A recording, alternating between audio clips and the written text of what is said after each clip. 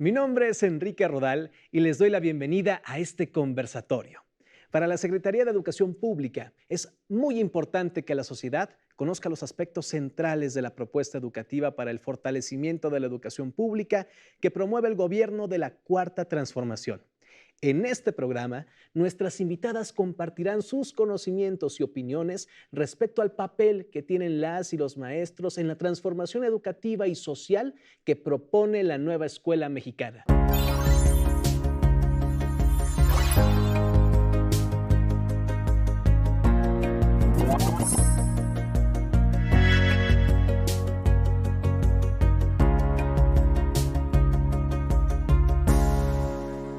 Nos acompaña la maestra Natalie Varela Valtierra, quien es licenciada en Historia y maestra en Docencia para la Educación Media Superior por la Universidad Nacional Autónoma de México. Ha publicado diversos artículos en revistas especializadas. Asimismo, es divulgadora y creadora de contenido didáctico histórico en las páginas de Facebook, La Profe de Historia, y Mujeres de Tlaxcala Haciendo Historia. Es integrante de la Comisión para la elaboración del libro de texto Tlaxcala, nuestro patrimonio cultural, y coautora del mismo. La maestra Natalie fue galardonada con la medalla y el reconocimiento a la práctica educativa implementada durante la contingencia de SARS-CoV-2. Desde hace 10 años es docente de Historia en Educación Básica en el subsistema de secundarias generales. Muchas gracias, maestra, por estar con nosotros. Muchas gracias por la invitación. También se encuentra con nosotros la doctora Gisela Victoria Salinas Sánchez, quien es profesora normalista, licenciada y maestra en Antropología Social y doctora en Desarrollo Educativo con énfasis en formación de profesores. Ha sido docente en educación primaria, secundaria, licenciatura y posgrado. Cuenta con amplia experiencia en la formación de docentes, particularmente para la educación indígena. Tiene diversas publicaciones sobre formación de docentes, educación indígena, educación intercultural y profesión docente. Actualmente es titular de la Jefatura de Oficina de la Secretaría de Educación Pública. Muchas gracias por estar con nosotros, maestra Gisela. Muchas gracias. Contamos con la participación de la doctora Patricia de Guadalupe Mar Velasco, quien es maestra de educación primaria por la Escuela Nacional de Maestros. Licenciada en Sociología, cuenta con maestría en Psicoterapia Gestalt y también es doctora en Historia Social por la Universidad de Viena, Austria. Es investigadora del Instituto de Investigaciones sobre la Universidad y la Educación ISUE. Entre sus líneas de investigación se encuentra Pedagogía Gestalt en la formación de investigación, Educación Básica y formación docente, Derechos Humanos y Derecho a la Educación, donde cuenta con trabajos académicos entre los que se encuentran el normalismo en México en cifras, los docentes de educación básica y media superior ante la COVID. Muchas gracias, maestra Patricia, por estar con nosotros. Gracias a ustedes. Maestras, les agradezco su participación en este conversatorio. Y para iniciar me gustaría preguntarles lo siguiente. ¿Cuál es el papel de las maestras y los maestros en la propuesta curricular de la nueva escuela mexicana? Maestra Patricia. Sí, bueno, el papel de los maestros cambia y no cambia, porque es un papel sumamente activo, pero de hecho siempre lo ha tenido que ser, porque el maestro siempre ha tenido que atender toda clase de eventualidades en el salón de clase, todo tipo de, cada niño es diferente, cada grupo que recibe es diferente. Entonces, en realidad, el profesor ha tenido un papel activo y ha tenido una cierta libertad, incluso al interior del salón de clase, que no ha sido reconocida del todo. En este momento, lo que sucede es que se le reconoce y que a nivel jerárquico también debe ser reconocido. El maestro no debe sentirse constreñido por cuestiones formales, sino que lo que tiene que ver es lo que está sucediendo tanto en el salón de clase como lo que viene desde la comunidad y atender este vínculo. Entonces, en ese sentido, es un papel activo más reconocido, digamos, reconocido desde la institucionalidad y en este sentido va a tener mayor libertad. Mayor libertad, más reconocido, más activo, maestras. Sí. ¿Concuerdan con esta respuesta? Yo concuerdo con ella. Efectivamente, los maestros siempre tienen que tomar decisiones en su salón, siempre. Tengan o no el aval de sus autoridades. Un maestro se enfrenta, una maestra se enfrenta cotidianamente a múltiples problemas en el aula que le permiten también hacer acopio de lo que ella sabe, de lo que ya tiene en su trayectoria, en su formación, y puede permitirle tomar decisiones que incidan en una manera diferente de enseñarle a sus alumnos, a sus alumnas. Esto, por supuesto, ahora con la nueva escuela se busca que sea explícitamente reconocida esa autonomía profesional con la que los maestros han venido construyendo la escuela mexicana. Esa escuela pública mexicana que tiene que ver directamente con lo que los maestros desde las aulas y desde lo que les permite la profesión posibilitan de una mejor enseñanza y mejores aprendizajes para las niñas y los niños. Exactamente. Uno de los rasgos centrales de la propuesta educativa es la autonomía profesional del magisterio. ¿Nos podrían explicar de manera sencilla qué significa que las y los maestros tengan autonomía profesional, maestra Natalie? Claro, pues la autonomía es la capacidad que tenemos las maestras y los maestros para decidir y para poder incidir en nuestros grupos. Retomando las ideas de las maestras, pues yo creo que tenemos un papel protagónico en este suceso importante que es la nueva escuela mexicana, porque somos quienes estamos día a día en las aulas. Somos quienes trabajamos, quienes nos enfrentamos a los problemas diarios, quienes con mucha creatividad resolvemos esos problemas, y esa autonomía se ve reflejada en esa forma de enseñar, en esa forma de resolver los problemas que tenemos en las aulas. Hablábamos también de que somos constructores, ¿no? Constructores de un cambio de conciencia, porque nosotros somos quienes y nosotras quienes vamos a incidir en esta educación que buscamos, que queremos para nuestras niñas y niños. Yo creo que es la libertad que tienen para poder decidir, tomar las mejores decisiones pedagógicas con relación a los procesos de enseñanza y aprendizaje sobre los que tienen que trabajar. Y tiene que ver con su propio trayecto formativo, tiene que ver con su experiencia, tiene que ver con el conocimiento de quiénes son sus alumnas, sus alumnos, dónde está ubicada la escuela. Y finalmente, bueno, esto es también tomar en cuenta a los niños y a la comunidad.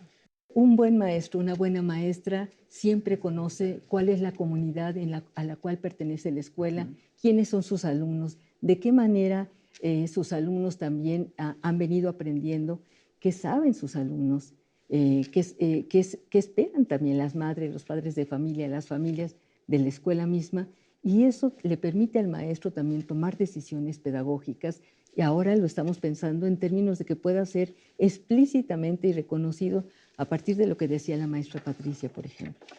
Maestra, ¿saben cómo se sienten las y los maestros ejerciendo la autonomía profesional después de tantos años que no fueron considerados en la construcción del currículo escolar, maestra Natalie?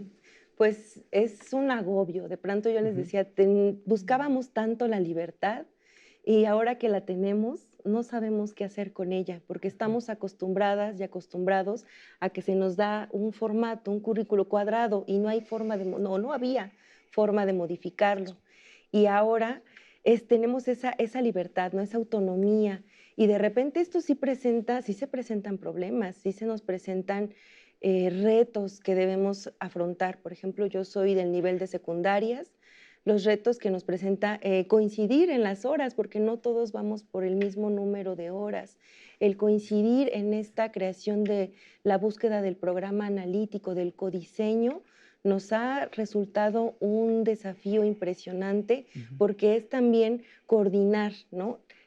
Tenemos muchas formas de pensar, tenemos formas de resolver esas dificultades, ¿no? De manera particular, pero nos tenemos que dejar de esa individualidad y hacerlo en un grupo, en un equipo, en pro de la comunidad, ¿no?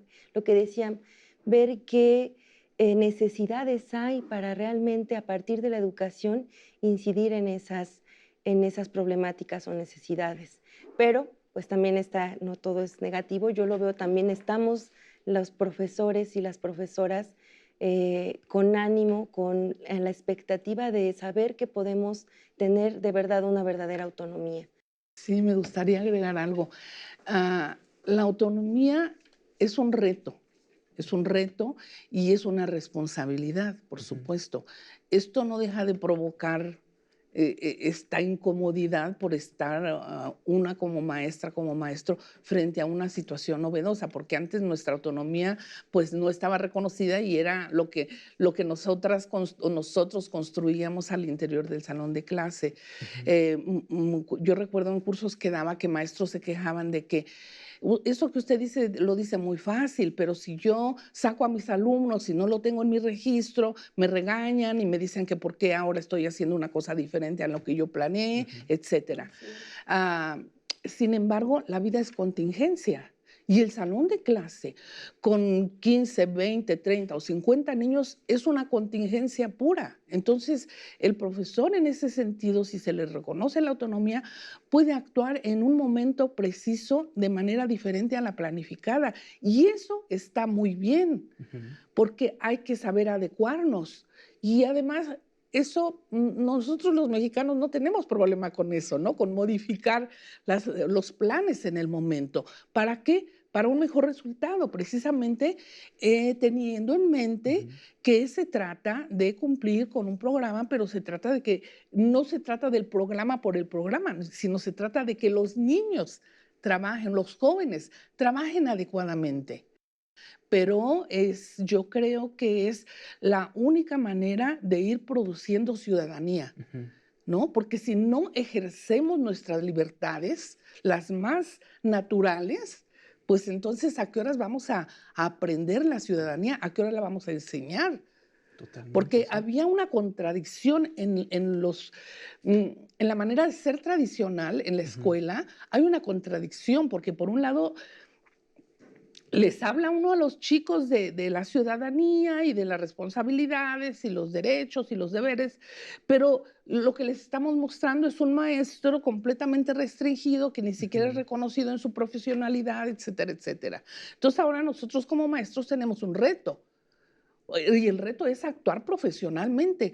Un médico no va a preguntarle al jefe del área qué va a hacer con este paciente.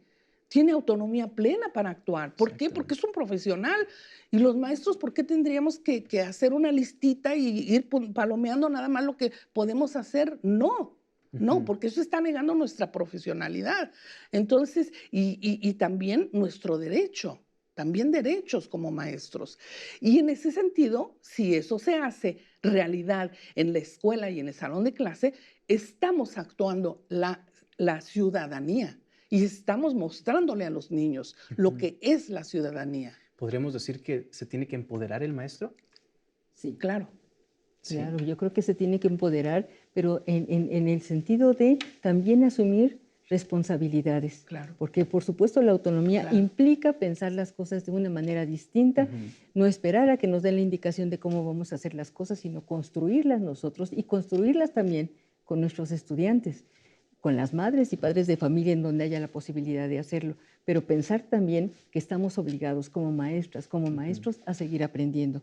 El aprendizaje debe de ser parte fundamental del reto de la autonomía, porque indudablemente que hay que pensar la educación desde otros lugares, desde otros parámetros y reconocer sobre todo el peso tan fuerte que tienen las familias y las comunidades en lo que nuestros estudiantes pueden aprender. Exactamente, maestra Natalie. ¿Usted cómo lo ve ante grupo? Digo, entiendo que estoy hablando con 3 maestras, pero ¿usted cómo lo ve ante grupo? ¿Usted está más al calor del momento con ellos? Estamos también acostumbradas y acostumbrados a que es el docente, ¿no? Quien lo sabe todo. Y aquí la maestra tocó un punto importante. Debemos de aprender, de no dejar de sorprendernos, de seguir aprendiendo, porque vamos aprendiendo mucho con las nuevas generaciones. Yo ya llevo 10 años dando clase y no son los mismos estudiantes de hace una década, que ahora el pensamiento va cambiando. Y nosotros tenemos esa fortuna de poder ver cómo las sociedades traen una nueva forma de pensamiento, de vida.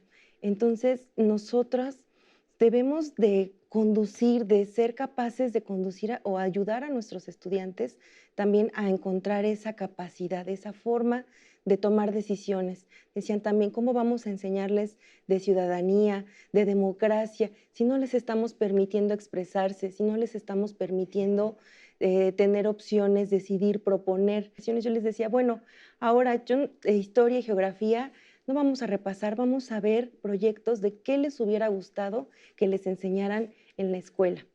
¿Y qué obtuve? Obtuve respuestas, maestra, es que me gusta, y somos de historia y geografía, quisiera saber cómo funciona la electricidad, cómo funciona un brazo mecánico, cómo los colores, hicimos una fiesta de colores, muchas propuestas que ellos tienen de la agricultura, porque por ejemplo vengo de un entorno rural donde la agricultura pues todavía pues está presente, y de cómo mis estudiantes ese conocimiento lo llevaron y hablamos del truequearon sus verduras y hortalizas que traían, y eso me parece muy significativo, muy importante que se pueda llevar a cabo en la nueva propuesta educativa que tenemos, que se tome en cuenta la voz de nuestras estudiantes y de nuestros estudiantes. ¿Qué beneficios tiene el proceso de transformación educativa, el papel protagónico de maestras y maestros? Maestra, Pati. El papel protagónico. Ay, eso es una cosa muy bonita ahorita, ¿no? Porque en realidad el maestro viene de haber sufrido un embate muy duro, ¿no? Históricamente, si vemos cómo ha transitado, digamos, la noción del ser maestro. Yo recuerdo cuando empecé a trabajar aquí en la Ciudad de México, en una delegación que era casi campesina, llegaban las mamás y me decían, maestra, si el niño no le obedece, péguele. Y yo, que era una niña de 19 años que empecé a trabajar, hasta me asustaba. Y yo decía, ¿cómo cree que le voy a pegar al niño? No, pero así era, ¿no? Y después cambian las cosas. Me tocó hacer una investigación sobre cuando se integraron los contenidos de derechos humanos. Y los maestros decían, no, pero si les empezamos a enseñar de sus derechos, ¿cómo los vamos a controlar? O sea, era un temor tan grande el que tenían, porque parecía que no tenían más recursos que los que habían aprendido, los tradicionales, ni siquiera se les puede juzgar. El profesor en este momento, y yo creo que durante la pandemia nos trajo muchas enseñanzas, entre otras la importancia del maestro, ¿no? Del rol del maestro, y cómo el maestro de verdad está allí en el salón de clase dejando la vida por los chicos.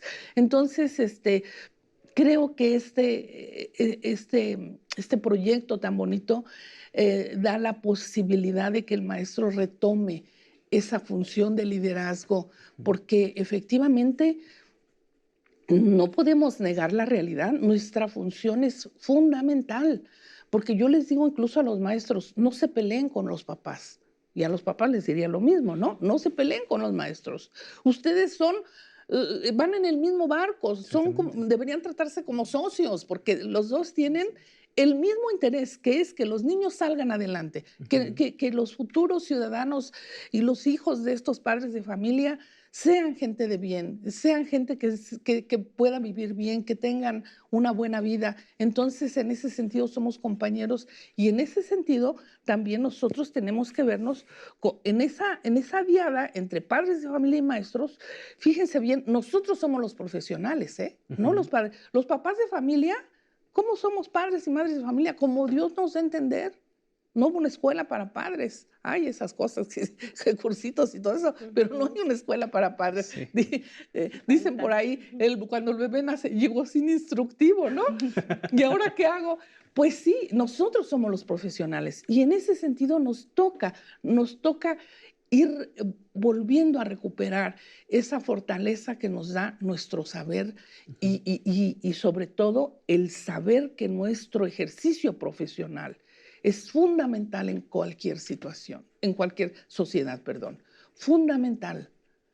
Sin el papel de los maestros, ¿cómo sería la sociedad? Entonces, ese diálogo con los padres de familia tiene que estar siempre presente. Y es fundamental en este proyecto de la nueva escuela mexicana. Maestra. Bueno, si me permite abonar a la participación de la maestra, esto se va a dar gracias a que vamos a conocer nuestra comunidad, ¿no? Y el codiseño, vamos a poder traer temas y problemas de la comunidad a la escuela. Sí. Yo creo que la comunicación constante entre padres de familia, madres de familia, entre la comunidad, porque también están las autoridades, ¿no? De la comunidad que estén presentes, y eso pues nos va a permitir ayudar a recuperar esta función de la escuela tan necesaria.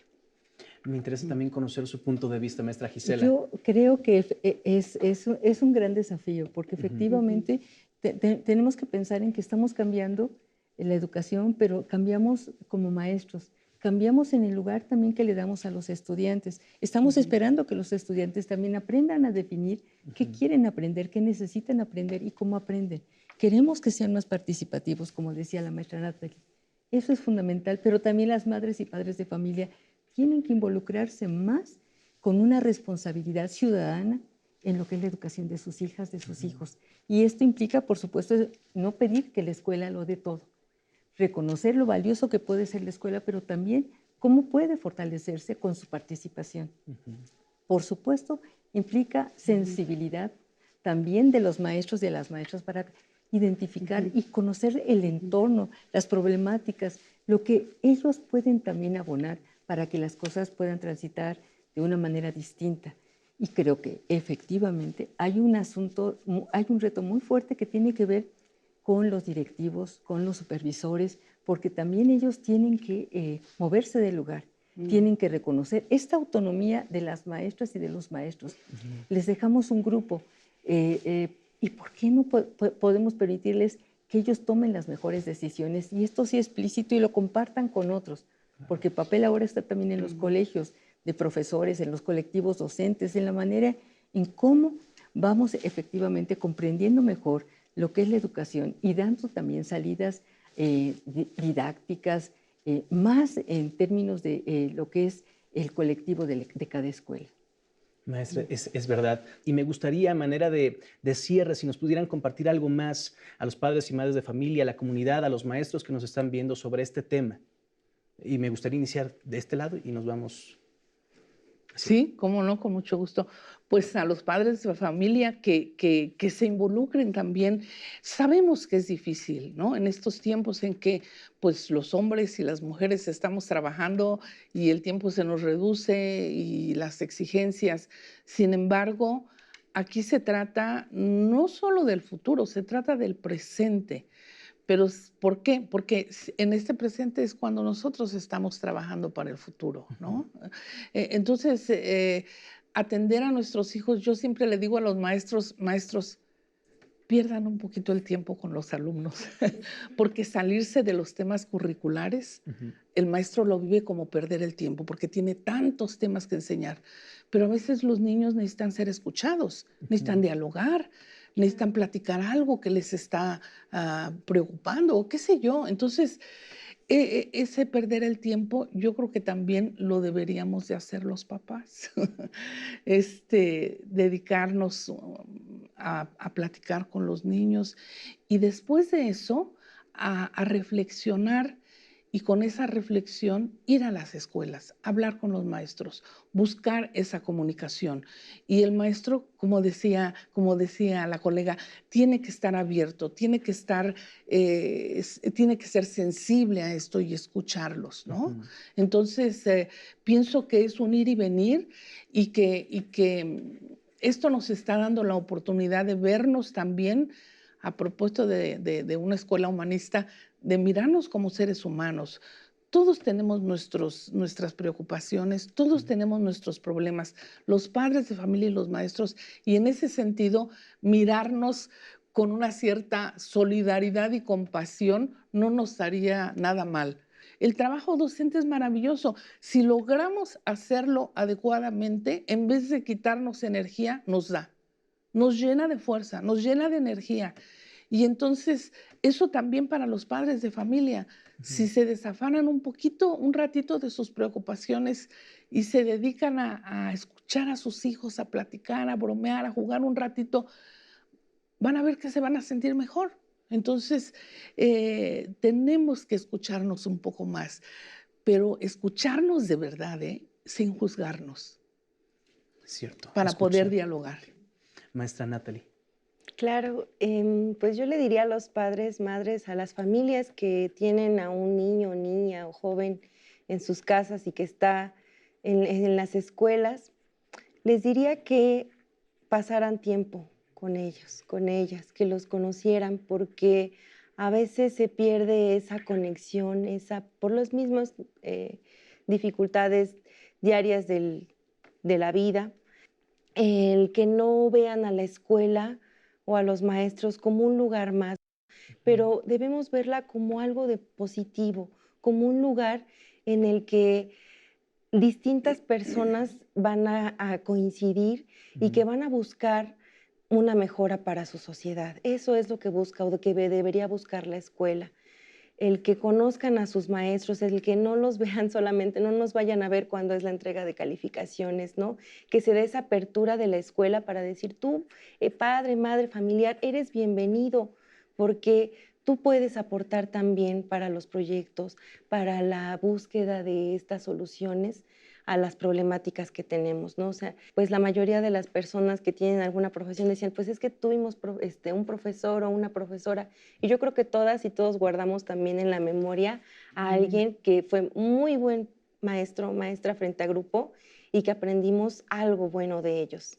Entonces yo pienso que los padres, las madres deberían de comunicarse más, ¿no? De no alejarse y de estar presentes en la vida de sus hijos e hijas, presentes en la escuela, saber cómo se trabaja, conocer, ¿no? Porque no nada más se trata de ir y juzgar, ¿no? O de ir y decir está mal, señalar, sino bueno, eso que está mal, yo tengo una propuesta para hacerlo mejor, ¿no? Y yo creo que así podemos crecer.